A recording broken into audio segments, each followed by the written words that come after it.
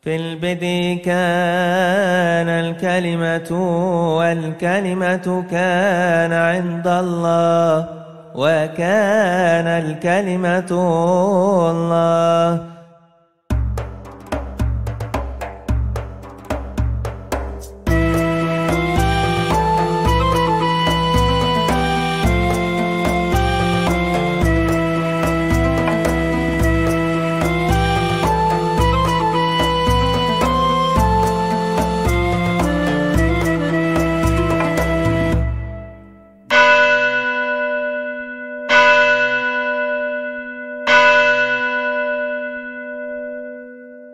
Salam saudara-saudara, saya sekarang berada di depan gereja Nativity, gereja kelahiran Yesus, Kanisah Al-Mahad di kota suci Bethlehem.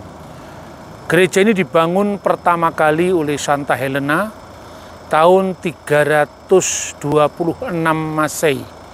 Nah, kita akan melihat berdasarkan data-data catatan kuno dari sejarah gereja maupun catatan sekuler tentang keberadaan gereja ini.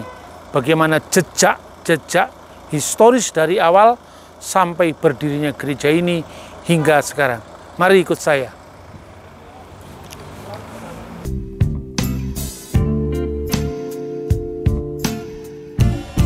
Memasuki gereja Nativity itu kita harus masuk ke pintu yang sangat pendek, namanya pintu kerendahan hati, agar setiap orang yang berziarah ke sini harus benar-benar rendah hati di depan Allah.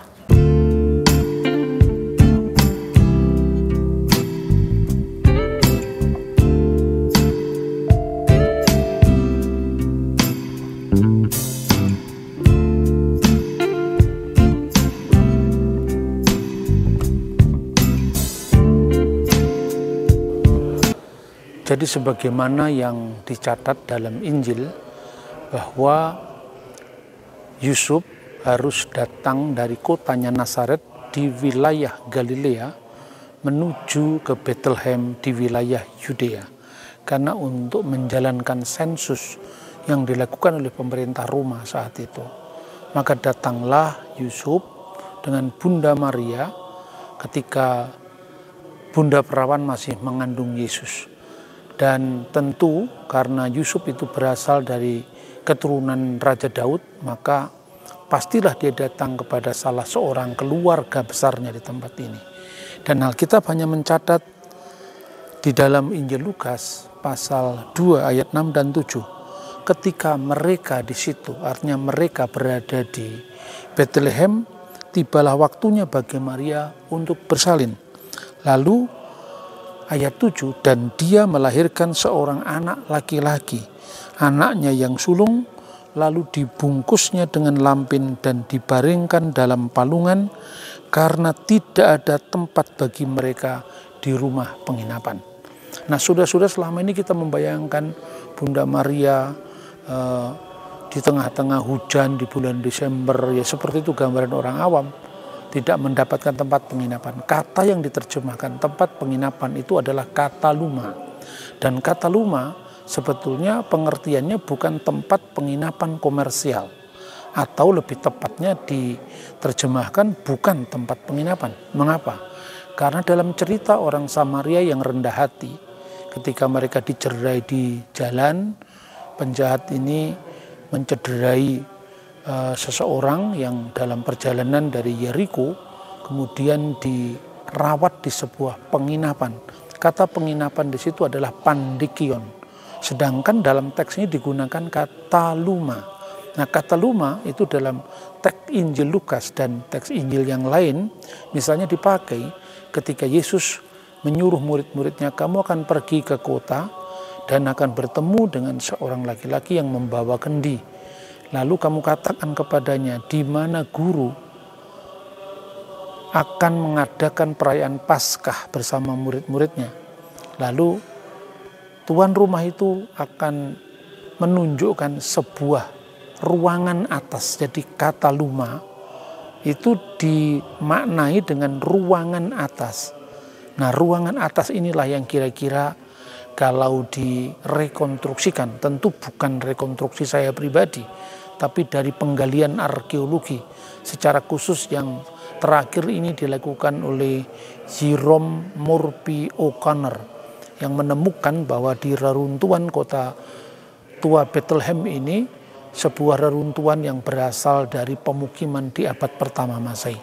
Maka dengan mudah kita bayangkan ruangan paling atas ini bisa dianggap sebagai kataluma, atau inilah kataluma yang dimaksudkan dalam ayat Injil, yaitu ruang tamu.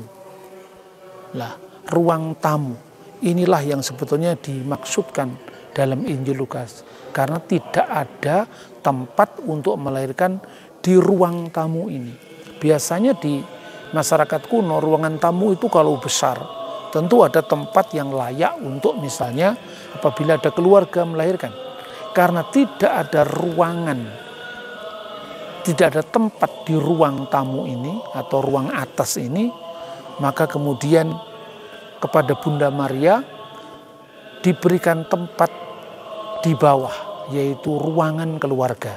Dan kita akan melihat ruangan keluarga di mana Yesus nantinya dilahirkan.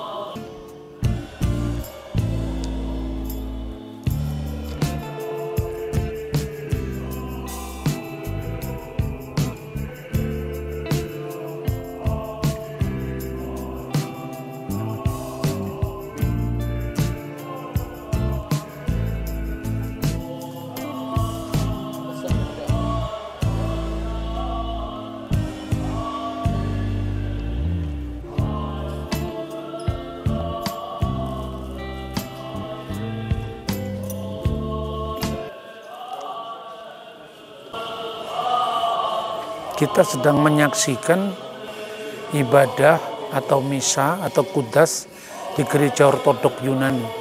Basilika ini kemungkinan aslinya dulu adalah rumah dari salah seorang keluarga Santo Yusuf yang berfungsi jadi kataluma. Dan tidak ada tempat untuk Maria melahirkan di ruang atas ini, maka kemudian turunlah kita ke ruang bawah. Dan ruang bawah ini fungsinya sebagai ruang keluarga. Mari ikut saya.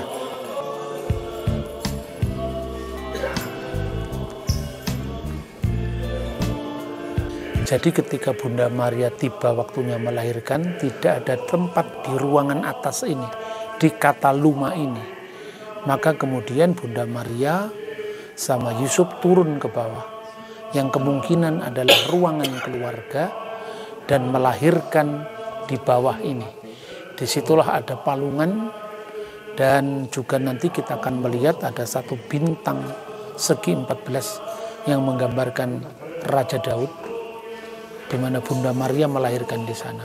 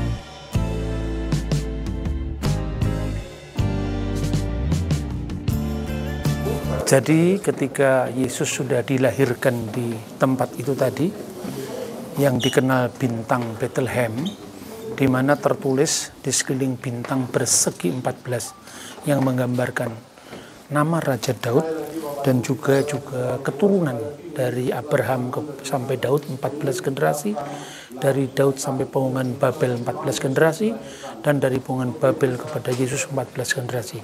Tertulis di situ hic de Virgine Maria Yesus Kristus natus est.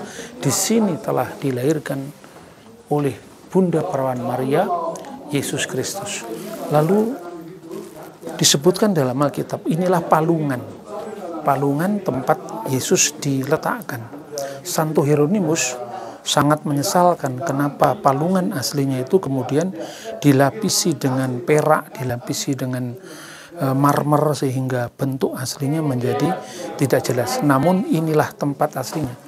Palungan ini terletak di tanah yang letaknya lebih rendah daripada tempat kelahiran Yesus. Inilah yang dulu sebagai ruang keluarga mungkin dari salah seorang kerabat dari Yusuf. Jalan dulu sini.